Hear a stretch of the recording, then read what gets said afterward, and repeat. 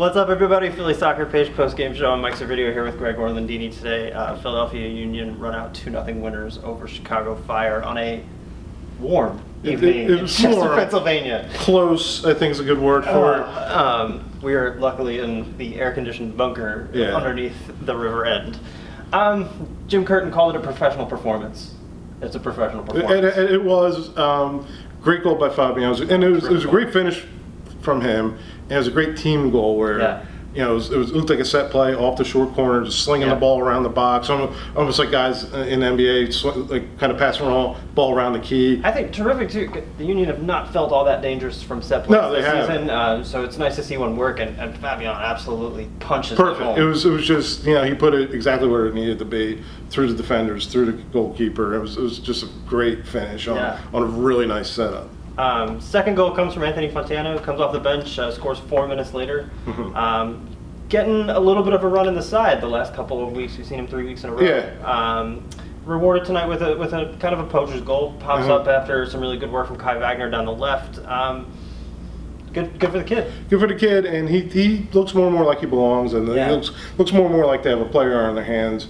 Coach Curtin mentioned that both he and Ernst Tanner kind of had to sit down with him and kind of talked about. We're not sure what we talked about, but obviously whatever they said, it worked. And in the press gaggle in the locker room, Fontana kind of mentioned the same thing, that he's been working with Jim, doing a little more tape, and and it seems like it's sunk in. He looked like a different player. I mean, he looked like.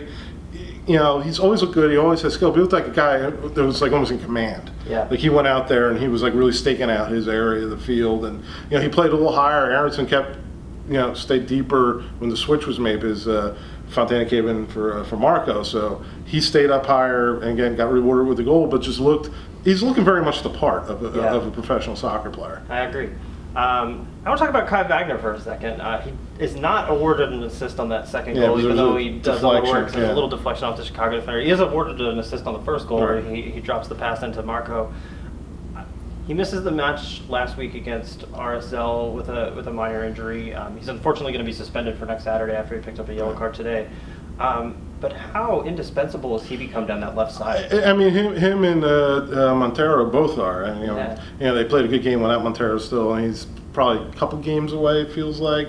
Hopefully he'll be back soon. But Wagner is, he's turned into one of the best left backs in the league, I think. Yeah. I mean, he's the left back this team's needed for 10 years. Yeah. I'm not exaggerating. Yeah. And he just is able to get involved in the attack so well, can pick passes out into the box so well, and is a very good defender. And he is. You saw how badly that RSL game went. If he plays, do they lose?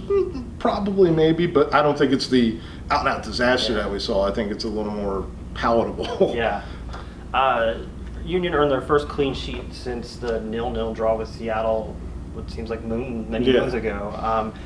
How important is it to keep a clean sheet? It's really important. I think, especially after the RSL game, where you shipped 4 goals, and some of the shakiness you've seen out of Austin, you really needed good performances out of your center backs and out of your outside backs. Because Fabinho. I thought Ray Gaddis was much improved tonight. Ray Gaddis, he looked a lot better than he did. I mean, the RSL game was a team effort. I'm not going to pick on one guy on that game, but Ray looked a lot better after coming off just a horror show of a game where his miscommunication led to a goal, and he looked much more solid, a little more confident going forward. I mean, Ray's Ray, you know what you got with him, but he looked a lot better. Yeah.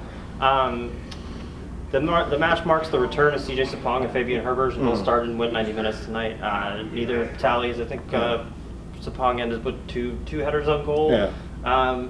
Nice round of applause for both guys. Absolutely. I mean, good professionals when they were here. Yeah. Nice to see, but also nice to keep CJ Sapong off the score. It was. I was a little worried that he was going to be a little inspired to come in here and try to. And he almost did. I mean, he played a really good game. I think he was one of Chicago's better players. Yeah. And we know a lot about CJ, and I think that kind of performance is kind of the top end of CJ, where he's involved and in the mix and tying up defenders, and he did all that, and luckily this time he didn't score. Yeah. We'll wrap up there. I think we all want to retreat to our air conditioning, get some hydration back. Union next in action when they go to Montreal next Saturday, 2-game week with the confounding Montreal. Yeah. We just talked about this minus 11 goal differential in fourth place in the Eastern Conference. I don't understand. Very strange. I don't understand it at all. So a place you'd love to go and pick up points. Because that's a place Union have historically struggled. Much like RSL, they've kind of had some really odd games there and not always played well. So, but again, this is a different Union team. So, and it's a team. It's one of those teams you could put some separation behind you. Yeah, it's going to be a big week. Montreal and then DC midweek, also away. We'll be back here, I think, in 3 to 4. August 11th. August 11th. Yeah, this has been a weird season because they had like the group of home games. Now they're all spread out. It's a very strange season. Scheduling. We'll be back here August 11th. Yep. We'll see you then.